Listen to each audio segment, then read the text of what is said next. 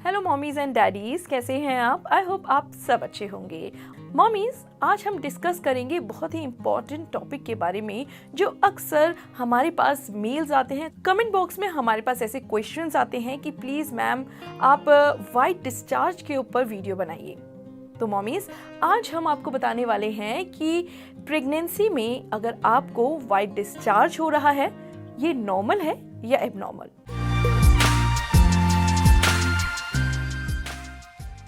देखिए mommies, 98% pregnant ladies में white discharge की प्रॉब्लम रहती है और ये कॉमन है।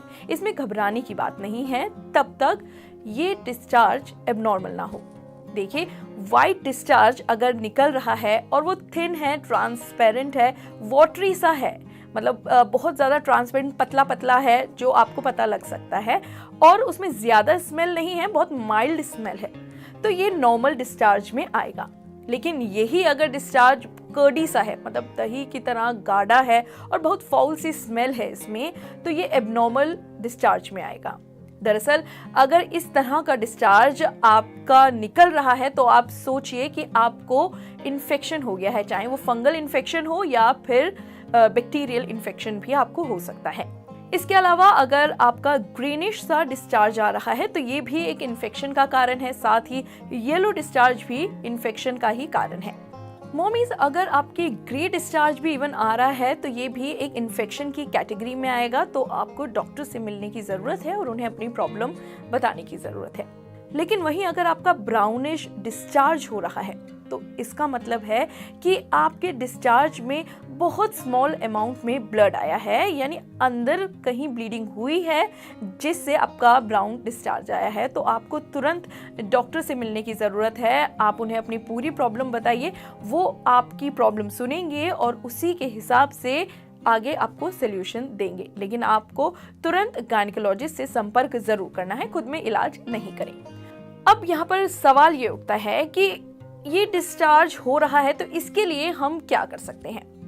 सबसे पहले आपको अपनी वजाइना का बहुत ध्यान रखना है, उसके हाइजीन का बहुत ध्यान रखना है। आपको बार बार वजाइना धोना नहीं है। कई लोग में आदत होती है कि वो यूरिन करके बार बार वजाइना को धोते हैं, तो आपको ये नहीं करना।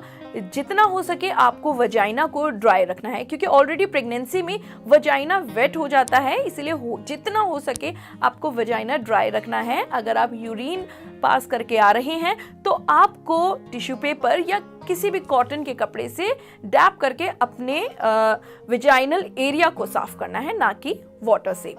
और सबसे ज़रूरी बात, आपको वहाँ पर कोई भी स्मेल वाली चीज़ जैसे साबुन हो गया, कोई भी परफ्यूम हो गया, ये चीज़ें आपको इस्तेमाल बिल्कुल नहीं करनी है ड्यूरिंग प्रेगनेंसी। तो इन चीज़ों पे बिल्कुल डॉक्टर भी मना करते हैं, ये चीज़ें तो बिल्कुल भी आपको यूज़ नहीं करनी है। साथ ही आपको कॉटन पैंटीज़ का इस्तेमाल करना है। सिंथेटिक पैंटीज़ आती हैं, बहुत लुक्स में आप लोग सब चले जाते हैं, बट आपको बहुत सिंपल और लूज कॉटन पैंटीज़ का इस्तेमाल करना है, जिससे आपके वजाइना एरिया पे ज़्यादा प्रेशर ना पड़े, ज़्यादा इलास्टिक, ज़्यादा टाइट ना हो, जिससे आपका वजाइना जो एरिया है वो ड्राई रहेगा, पसीना नहीं आएगा तो वो वेट भी नहीं होगा। साथ ही आपको एक और चीज़ का ध्यान रखना है कि आपको बहुत ही ढीले ढाले कपड़े पहनने हैं। अगर जैसे आप जीन्स, पजामाज या ट्राउजर्स पहनती हैं तो आपको ध्यान रहे कि आपका वजाइना वाला जो एरिया है वो कंप्रेस ना हो, वो प्रेस किसी भी चीज़ से मतलब दबे नहीं। अगर वो दबेगा तो वहाँ पसीना आएगा, तो इसीलिए आपको उन चीज़ों का ध्यान रखना है कि आपको लूज कपड़े पहनने हैं।